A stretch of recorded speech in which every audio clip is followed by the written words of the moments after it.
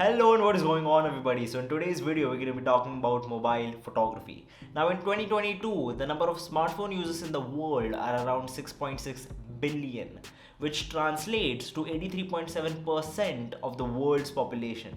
So it's safe to say that everyone in this world owns one smartphone and every smartphone has a decent enough camera to click good pictures. Still, people click pictures like this. And if you are one of them, then please watch this video till the end. And even if you aren't, even if you click good pictures, I suggest you to watch till the end because you'll learn something new which will eventually help you later on so that you click even better pictures. So let's start. Now photography is made up of three very important, very crucial components. These are also called the three pillars of photography. First is aperture, which means depth. Second is ISO, which also means the intensity of light, and third is shutter speed, which means the motion captured in the camera. This is also called an exposure triangle, where the balance of these three components lets you take good photos. Now this may seem very theoretical and complicated, but trust me, it isn't. Once you understand these three concepts, what they are, what they stand for, and how to control them, you yourself will see the difference between the photos you used to take before and the photos you will take from now on. I'll explain it in short. So normally what people do is they take their phone out, open up camera and click some pictures. This, what you see right here, is the auto mode. Here you don't have to do anything except tap on the circle and click a picture. The most you can do is zoom in or zoom out, turn on the flash and turn it off, and increase or decrease the brightness. Or to the most, put on a timer.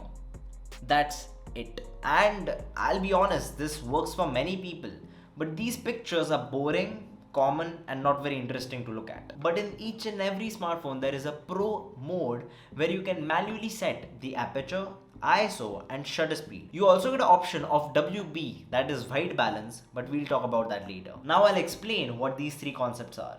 First is aperture, which basically means the size of the phone camera's lens opening. Aperture is measured like this: f1 to f16. In some cameras, f22.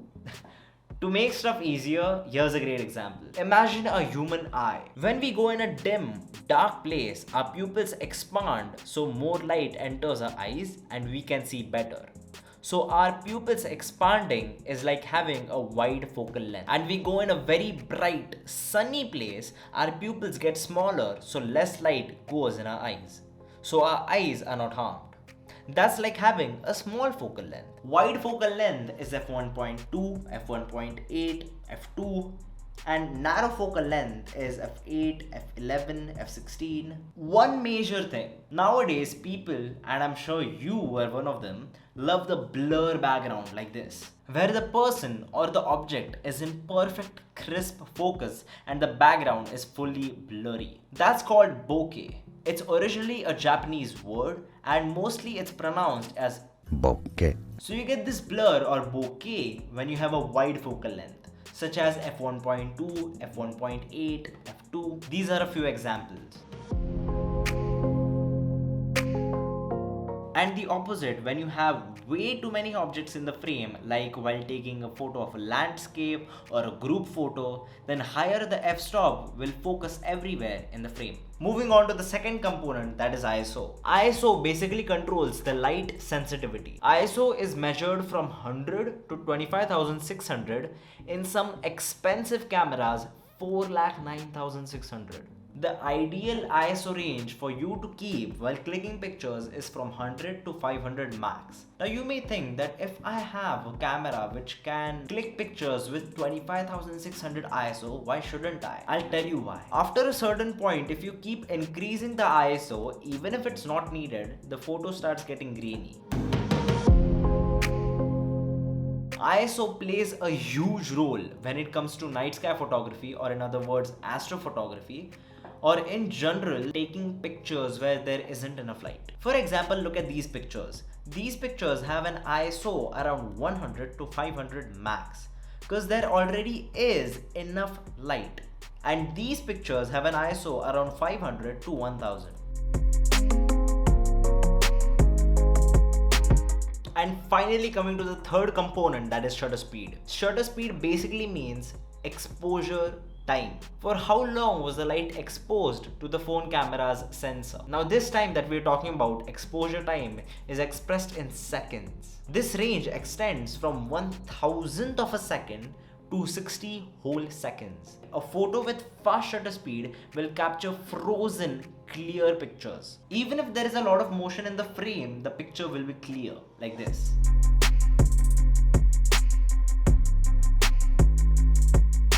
With a slow shutter speed, it will capture smooth, in-motion blur moments. These are some of the examples.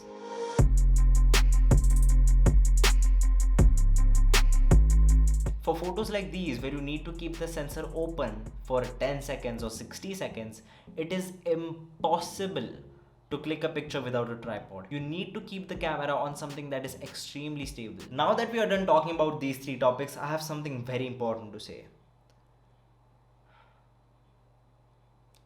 This video is sponsored by... I'm kidding. It's not sponsored. But I have something very important to say. Yes, so the important thing is that these three components, these three pillars, ISO, aperture and shutter speed, are connected and reliable on one another. Now what do I mean by that? So for example, if you want a really sharp photo but there is a lot of motion going on in the frame, for example clicking a picture of a bird that is flying or taking photo of a car that is in motion, then what do you do then? So you keep the shutter speed on, let's say, 1/500th of a second. But that means the light, whatever there is, will only fall on the sensor for 1/500th of a second, which is extremely less. So the photo will turn out crystal clear sharp but dark.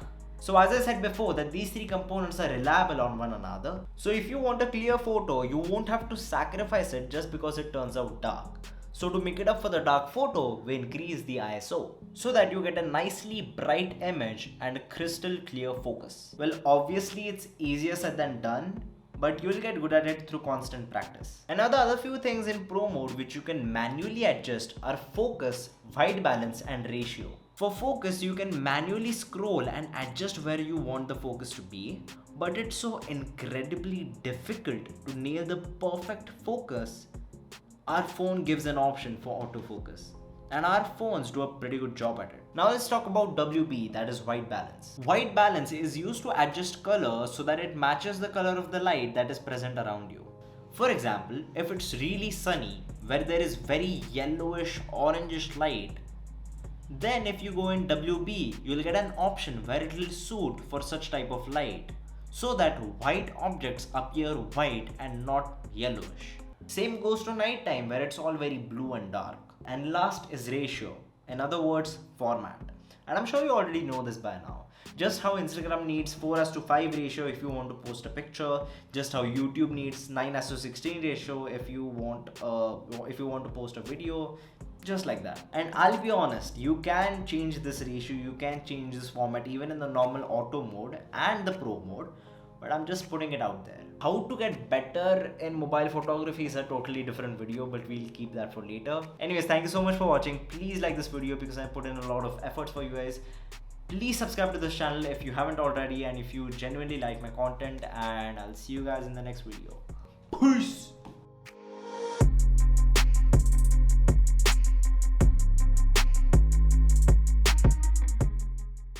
Auto mode and the pro mode, but it's just a different thing that I'm talking about. It's not a different thing I'm talking about. I messed up, right? These three pillars, ISO, shutter speed and aperture, photography. Now in 2022, the world's population, what the second is and first is aperture, which also means depth.